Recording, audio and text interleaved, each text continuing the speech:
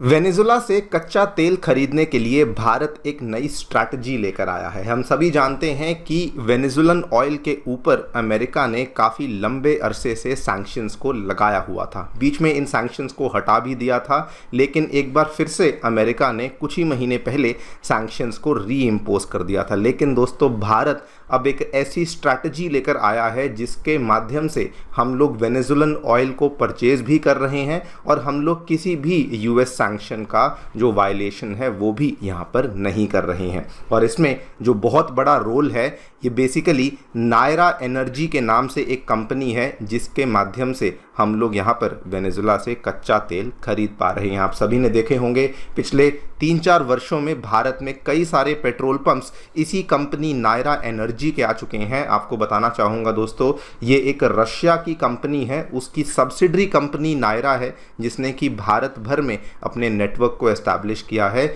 और उसी कंपनी की मदद से अब हम लोग बेसिकली वेनेजुलन ऑयल को भारत में इंपोर्ट कर पा रहे हैं। स्ट्रैटेजी क्या है उसके बारे में चर्चा आगे करूंगा, लेकिन ये खबर बड़ी बन जाती है primarily for 2 important reasons. Number 1 reason कि जब ये परचेज हमने किया, अमेरिका ने स्पेसिफिकली कहते हुए ये कहा कि देखिए, ये वाला जो परचेज जो कि रशिया के द्वारा भारत के लिए किया जा रहा है, इसके माध्यम से they are not violating sanctions, क्योंकि जो ये परचेज कर रहे हैं इसमें जो भी पैसा है ये वेनेजुला के जो प्रेसिडेंट निकोलस मादुरो है उनकी तिजोरी तक नहीं पहुंच रहा और इसीलिए आप लोग सैंक्शंस का जो वायलेशन है वो नहीं कर रहे हैं। एंड नंबर 2 रीज़न कि ये खबर बहुत इंटरेस्टिंग बन जाती है, चाइना जो कि एक टाइम पे वेनेजुलन ऑयल का एक बहुत ही बड़ा खरीदार था, बल्कि इंडिया के बाद चाइना जो है वो सेकंड लार्जेस्ट बायर था वेनेजुलन ऑयल का, वो अभी भी वेनेजुलन ऑयल को वापस खरीदना शुरू नहीं कर पाया है। चाइना के द्वारा वेनेजुला से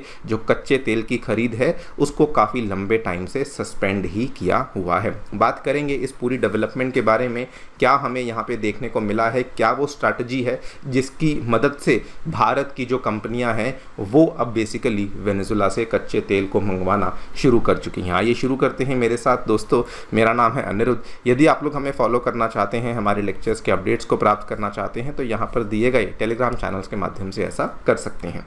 ऑल राइट, ब्रीफली आपको बैकग्राउंड समझा देता हूँ। आज से 6-7 साल पहले की बात है, 2017 और 2018 में वेनेजुला के देश में, वेनेजुला एक साउथ अमेरिका की कंट्री है, वहाँ पर जब प्रेसिडेंशियल इलेक्शंस चल रहे थे तो उन इलेक्शंस में अमेरिका ने देखा कि बहुत सारी जो यहाँ पे फ्रॉड्स हैं उनको देखने को मिला था और जो इलेक्शंस है वो एक फ्री और फेयर इलेक्शन देखने को नहीं मिली थी। इमीडिएटली क्या हुआ, उस टाइम पे अमेरिका के प्रेसिडेंट डोनाल्ड ट्रंप थे, उन्होंने नए सैंक्शंस को वेनेजुला के ऊपर लगाना शुरू कर दिया था। और वेनेजुला की जो इकोनॉमी है वो प्राइमरीली तेल के ही ऊपर निर्भर करती थी। इन सैंक्शंस की वजह से क्या हुआ कि जो यहाँ से ऑयल का एक्सट्रैक्शन था वो होना बंद हो गया और ऑयल का जो सेलिंग था वो भी यहाँ पर होना बंद हो चुका था। बहुत साल गुजर गए, 2023 में आकर के अक्टूबर 2023 पिछले साल अमेरिका के जो अगले राष्ट्रपति मिस्टर जो बाइडन, उन्होंने कहा कि हम लोग वेनेजुला के ऊपर सैंक्शंस को हटा देंगे अगर वेनेजुला हमारी जो कई हुई शर्तें हैं उनको मान जाए, और ये सैंक्शंस को टेम्पररीली हटा दिया गया। जैसे ही सैंक्शंस को हटाया गया, नवंबर, दिसंबर, जनवरी के महीने में भारत ने मोटी मात्रा में वेनेजुला से कच्चे तेल को खरीदना शुरू कर दिया। लेकिन उसके बाद क्या होता है, अप्रैल 2024 में अमेरिका देखता है कि वेनेजुला के ऊपर जो लगाई हुई शर्तें हैं उनको वेनेजुला पूरा नहीं कर रहा है और इसीलिए अमेरिका ने डिसाइड किया कि हम लोग वेनेजुला के ऊपर जो ऑयल को लेके सैंक्शंस हैं उनको फिर से री इम्पोज करने वाले हैं। और इस बार अमेरिका जो सैंक्शंस लेकर आया था, अमेरिका इस चीज़ को लेकर बहुत ही ज़्यादा सख्त था कि किसी भी तरीके से जो वेनेजुला के प्रेसिडेंट निकोलस मादुरो हैं उनकी सरकार तक पैसा नहीं पहुंचना चाहिए और इसीलिए सैंक्शंस को दोबारा लाया गया था। इस पूरी चीज़ का नुकसान भारत को भी बहुत बड़े तरीके से हुआ, क्योंकि हमारी जो जानी मानी कंपनी ONGC है उसकी जो फॉरेन सब्सिडरी है ONGC विदेश लिमिटेड, उसको इस चीज़ का भारी नुकसान हुआ। आपको बता दूं, ONGC विदेश लिमिटेड के द्वारा वेनेजुला में 2 बड़ी बड़ी ऑयल फील्ड्स हैं जहां पर एक बहुत ही बड़ा स्टेक है जो कि ONGC विदेश लिमिटेड के द्वारा होल्ड किया जाता है। ये दोनों जो ऑयल फील्ड्स हैं आप लोग यहाँ पे देखिए, ये दोस्तों पहली वाली ऑयल फील्ड का नाम है सैन क्रिस्टोबाल और दूसरी वाली ऑयल फील्ड का नाम है काराबोबो, और इन दोनों ही ऑयल फील्ड्स में अप्रॉक्सीमेटली 30 से 40% का स्टेक है जो कि हमारी OVL कंपनी के पास देखने को मिलता है। जैसे ही सैंक्शंस को लगाया गया, ऑब्वियस सी बात थी कि हमारा जो यहाँ से ऑयल का परचेज था, जो हमारा ऑयल की खरीद थी, वो भी यहाँ पे रोकनी पड़ी। इनफैक्ट इस बार अमेरिका ने सैंक्शंस इतने कड़े लगाए थे कि वेनेजुला का कोई भी बैंक वो भी यहाँ पर मना कर रहा था कि हम भी किसी प्रकार की ट्रांजैक्शन वेनेजुलन ऑयल के लिए प्रोसेस नहीं करेंगे, फिर भले वो कोई भी कंट्री हो, कोई भी कंपनी हो। और उन्होंने ये भी कहा कि इवन अगर वेनेजुला से कोई प्राइवेट कंपनी भी तेल बेचने का प्रयास करेगी, तब भी हम लोग यहाँ पर इस ऑयल की ट्रांजैक्शन को प्रोसेस नहीं करेंगे। इसका परिणाम क्या हुआ, वेनेजुला की जो मेन ऑयल कंपनी है, जो कि उनकी मेन सरकारी ऑयल कंपनी है PDVSA, उसके जितने भी कस्टमर्स थे वो सारे के सारे कस्टमर्स बेसिकली उससे दूर जाना शुरू हो गए।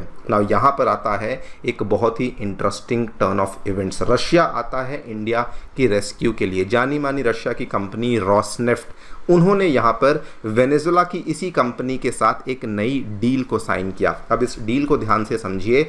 रशिया ने क्या किया, वेनेजुला को कहा कि देखिए आपकी जो कंपनी है PDVSA, हम लोग उससे कच्चा तेल खरीदेंगे, लेकिन बदले में हम लोग आपको इसमें डॉलर्स या फिर किसी प्रकार की करेंसी नहीं देंगे।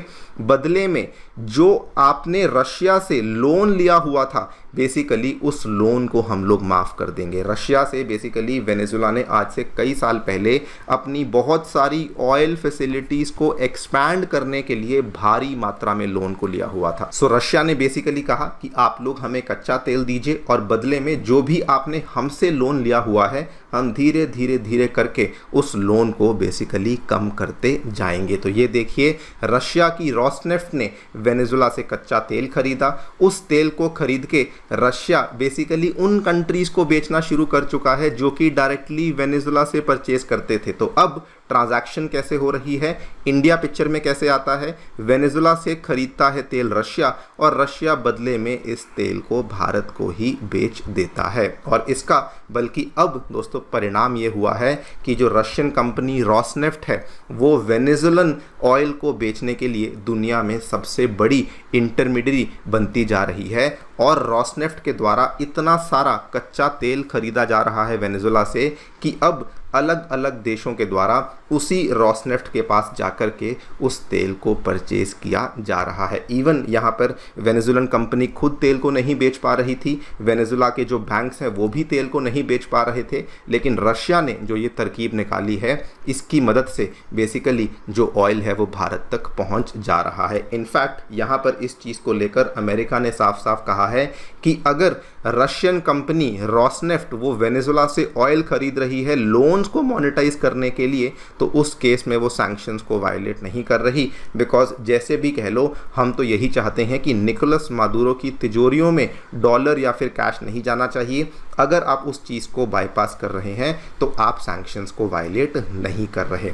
इनफैक्ट वेरी वेरी इंटरेस्टिंगली, ये जो यहाँ पर तेल भारत के द्वारा खरीदा जा रहा था, अब इवन रिलायंस इंडस्ट्रीज़ ने भी कह दिया है कि हम भी वेनेजुला से कच्चे तेल की खरीद को शुरू करेंगे एंड हम भी अब वही वाला रूट फॉलो करते हुए बेसिकली वेनेजुला से तेल को खरीदने वाले हैं।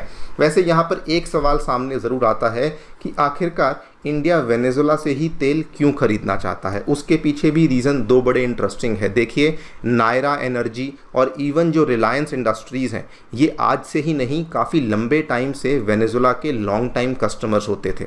लेकिन जब ये सैंक्शंस आ गए तो हम लोग जो है वहाँ से उस तेल को खरीद नहीं पा रहे थे। नंबर 2 रीज़न, वेनेजुला से निकलने वाला जो कच्चा तेल है ये हैवी सावर कैटेगरी का आता है। आपको मालूम होगा कच्चे तेल की अलग अलग कैटेगरीज़ हैं। रशिया से निकलने वाला कच्चा तेल अलग टाइप का होता है, सऊदी से निकलने वाला अलग टाइप का, ईरान इराक से आने वाला अलग टाइप का, और वेनेजुला से आने वाला एक अलग टाइप का तेल होता है। और इन कंपनीज़ का ये मानना है कि हमें वही स्पेसिफिक हैवी सावर कैटेगरी का क्रूड ऑयल चाहिए, बिकॉज हमारे पास उसको रिफ़ाइन करने के लिए जो रिफाइनरीज़ हैं वो भी अवेलेबल हैं, और अगर हम लोग उसको रिफ़ाइन करते हैं तो हमें ऑब्वियसली और भी ज़्यादा प्रॉफिट यहाँ पर देखने को मिल सकता है। सो क्या ये सही स्टेप है? जी हाँ, ये बिल्कुल सही स्टेप है। इन माय ओपिनियन, क्योंकि हम सभी जानते हैं अगर हम लोग ऑयल रिजर्व्स की बात करते हैं, कच्चे तेल के भंडारों की बात करते हैं, Venezuela has the largest proven oil reserves in the world. और अगर हम लोग आज वेनेजुएला के साथ हमारे संबंध with respect to oil trade बना के रखते हैं